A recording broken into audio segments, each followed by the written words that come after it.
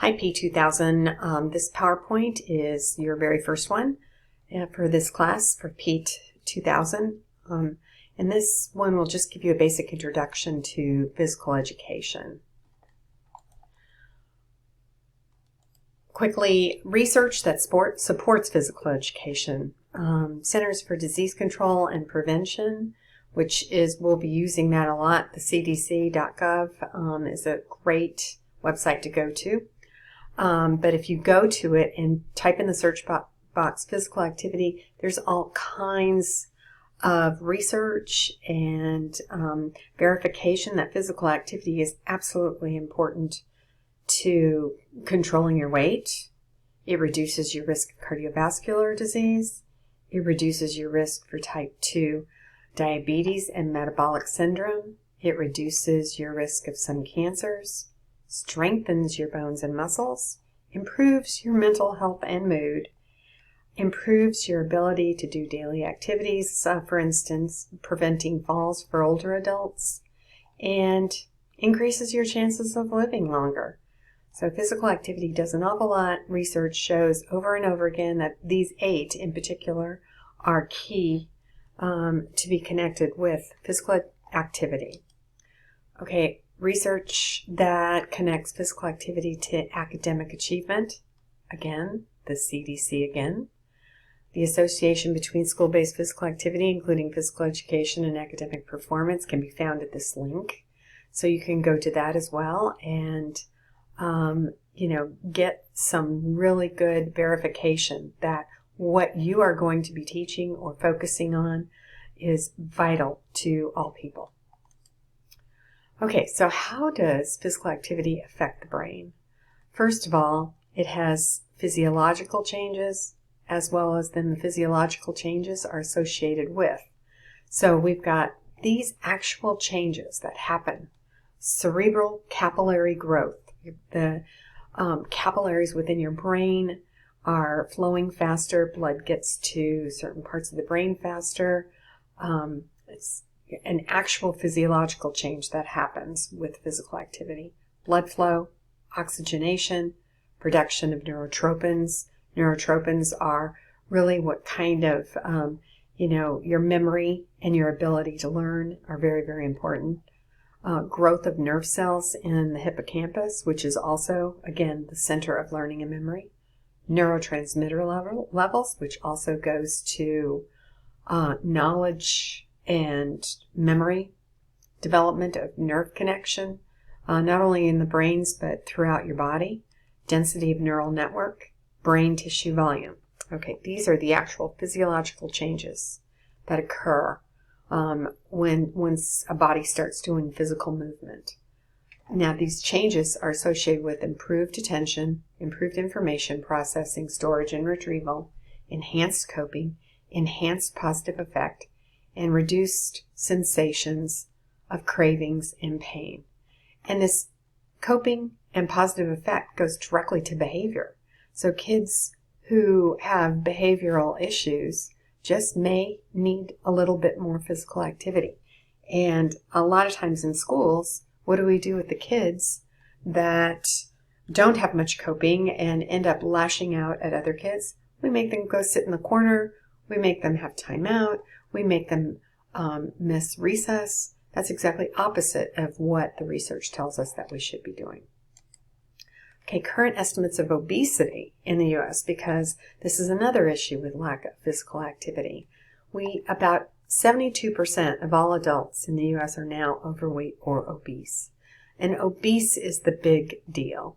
So approximately 40% of adults and approximately 17% of children are obese. And that's just crazy. Obesity is something we absolutely can control, and nutrition has an awful lot to do with it, but so does physical activity. Current estimates of U.S. overweight and obesity in children, okay, overall, and this is a different website, a different viewpoint. So I know that the previous slide said that 17.2% of children are obese. This one is just slightly different, about 18.5%. But this is what's really important. Ages 2 through 5. Kids are barely into kindergarten, and almost 14% are obese. That's just not very healthy at all. 6 through 11, 18.4%, and then ages 12 through 19, about 20%. And this has been growing over the years. If you notice in 1963, 1965, and we're going to go ahead and use this all line to begin with, or actually in 1971, that's when they actually first started looking at all. It was about 5%. Now it's about 16, 17%. That's just crazy. And then the 2 to 5 year olds go from 5% to, approximately, for at one point in time when it was really bad, 2001, 2002, they were at 11%, 12%, 13%. Things have gotten better over the years, but they're still a lot different than what they were back before a lot of things started happening in our society. And we're going to talk about those. Okay, what are the causes of obesity? And it's just basically energy input, what you put into your body as food, should equal energy output, or how you can burn off those calories. So calories in should equal calories out. But that doesn't always happen because there's a lot of overeating. Built environment is another issue in regards to your environment should be set for your energy output as well as your energy input, but that doesn't happen anymore. A lot of times built environment is, there's no sidewalks, there's no, a lot of parks are not being built as they used to. So the built environment is a big issue. Regional factors, people in the South, the obesity levels for southern states are always sky high compared to most of the rest of the United States. But we like certain foods here in the South. We like barbecue, we like fried chicken. We like a lot of things that are heavy in fat. Economic factors. If you have more money, you're able to have memberships at gyms. You're able to have more ability to check research. Those kind of, economic levels in consideration. On the other side, the lower economic levels, don't have access to parks, don't have access to memberships in gyms, don't have access to good foods. And then also just basic societal factors, cable TV, video games, enjoying, foods that are high in fat. So there's just all kinds of different categories of causes for obesity. Physical education and activity. Understand that physical activity is not physical education. These two terms are related but have different definitions. Physical activity is any bodily movement that increases energy expenditure and enhances fitness. Physical education is a process of learning that uses physical activity as a catalyst.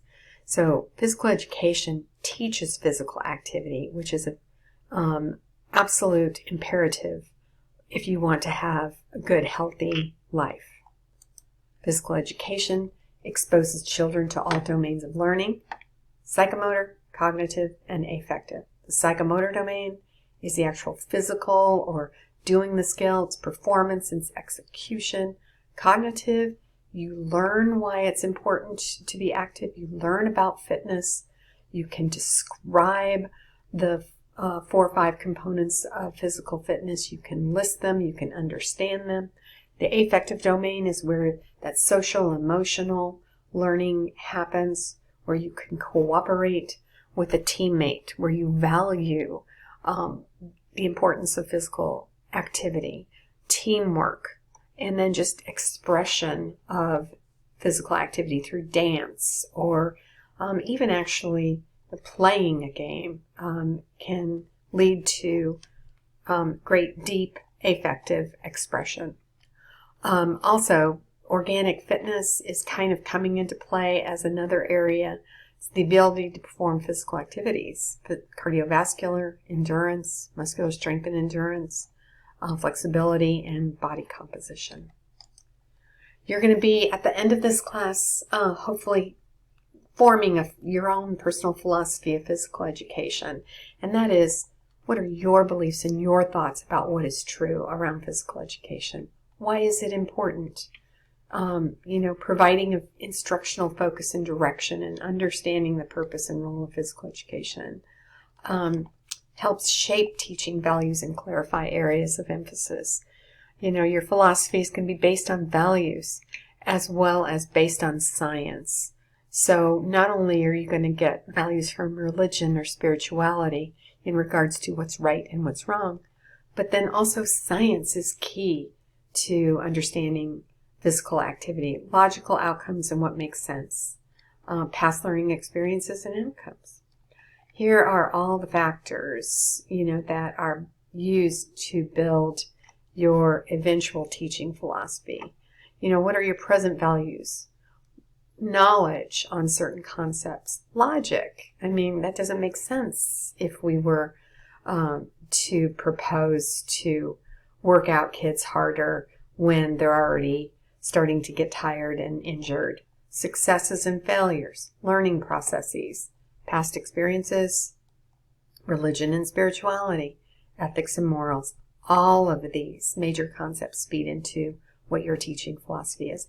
And hopefully in this class, P2000 will be able to simplify and understand all of these concepts and into what you will become, hopefully, a great teacher.